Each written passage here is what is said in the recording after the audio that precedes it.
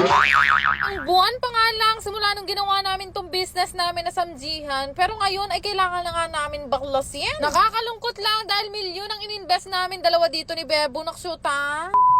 For today's ganap nga ay nandito nga kami ngayon sa samjihan namin sa may Apalit, Pampanga. Magbabaklas na kasi kami ng mga gamit namin sa samjihan, pero bago nga ako pumasok, nadaanan ko pa nga ito si kuyang nagtitinda ng kinabog. Pagdating nga namin dito, saktong-sakto, nandito na nga pala yung mga mambabaklas ng gamit namin. 6 na buwan na nga palang nakatayo itong samjihan namin dito sa may Apalit, Pampanga. Hindi lang kasi kami vlogger, dalawa nitong si Bebo, meron din kaming sariling negosyo. Nagre-ready at nag-iipon na kasi kami pinansyal. Alam nyo na, malapit na kasi kami magkaroon ng pamilya.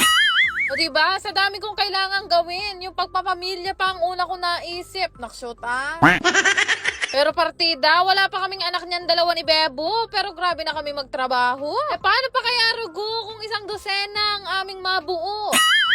Balik nga tayo sa totoong kwento. Nagsiukyata na nga itong sila kuya para tanggalin na nga yung mga signage na nasa taas. Kaming dalawa naman mo ni Bebo, busy kami sa pakikipag-usap para nga sa ipaayos namin dito sa loob. At actually, 3 araw na nga kaming sarado ngayon. At sa 3 araw na yon, kung nagbukas lang kami sa dami ng customer na pumapasok sa amin. Ay Diyos ko. May baka nasa 3 million na ang kinita namin. Ay sumobra naman sa dami. At kung inaakala nyo nga na magsasara na nga itong business namin na samjihan, ay Diyos ko, hindi kami pwedeng magsara, maraming magugutom. So, sobrang dami nga namin pinagagawa at pinagagastusan nitong si Bebo. Wala na talaga, na-move ang kasal namin. Naksyuta. Akala ko nga, ngayong taon ako makakasal, na kumpleto ko na pa mo yung mga tegawon. Ayan kasi, paneko comment, ala na tuloy, nausog na nang nausog. Sabi ko nga kay Bebo, dapat mga abay at ninang ang sinusulat namin dito. Kaya lang, mukhang naloko na dahil gastusin dito sa samjihan ang nakalista, naksyuta. Sa mga nagtatanong naman kung bakit nga kami agad magpaparenovate, kabago-bago pa lang ito samjihan namin. Marami kasi kaming papalitan at i-improve pa. Pero bago nga ang lahat, ichichika ko na rin sa inyo kung ano nga bang pangalan ang ipapalit namin. Matagal-tagal nga rin namin yung pinagmitingat at pinag-usapan ni Bebo. Ay Diyos ko, matik pa kami maghiwalay ng dahil dyan. Mula nga sa Heart and Soulmate X Mengay Vlog ay papalitan na nga namin to ng Menjo Korean House. Hindi ko na i-explain sa inyo kung bakit. Kayo na ang bahalang umalam, dyan naman kayo magaling.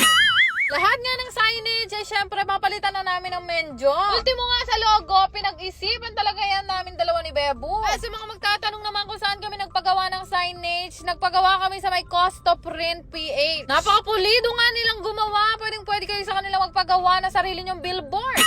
Siyempre, hindi naman pwedeng sa labas lang ang papalitan. Pati nga loob, pinagtatanggal na namin itong mga nakadisplay nga sa looban. Ang target nga namin maging itsura ni Bebo ay magmukha na nga tong modern at aesthetic. At ito talaga ang dahilan kung bakit palagi kami nagtatry sa iba't ibang samjihan. Siyempre, paulit-ulit tayo. Magpaparenovate nga kami.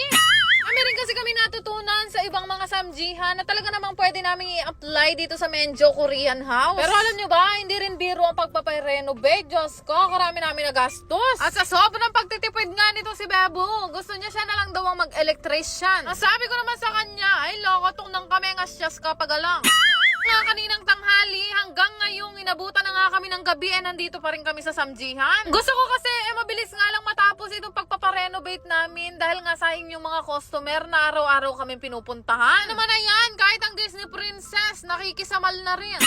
Ganun din talaga yung mga staff nga namin dito, 1 call away lang, kagaya nga nito si Crystal. Itong mga staff ko nga na to, yung mga kauna-unang staff ko pa talaga simula na nagbukas itong samjihan na to. Nakakatuwa lang na magkaroon ng ganitong staff dahil kapag kinailangan mo sila, napakabilis lang makarating. Inabot na nga kami ng gabi dito, pero hindi pa rin talaga nangangalahati itong trabaho namin. Pero ang pinaka nakakatuwa dahil sariling pangalan na namin to ng business namin ni Bebo. At time check nga, siguro mag-aalas 9 na nga to ng gabi, nandito pa rin kami sa samjihan at inaayos pa rin namin kung ano nga ba yung pwedeng mga gawin. Buti na lang talaga makakasahan ng mga staff ko, kagaya nito si Kuya Bong. Kahit ano kaya niyang gawin, naksyuta.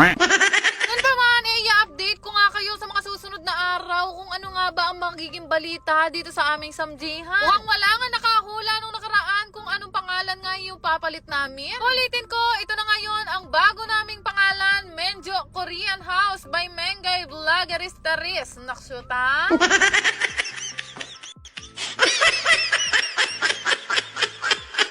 Yan lang naman. Salamat!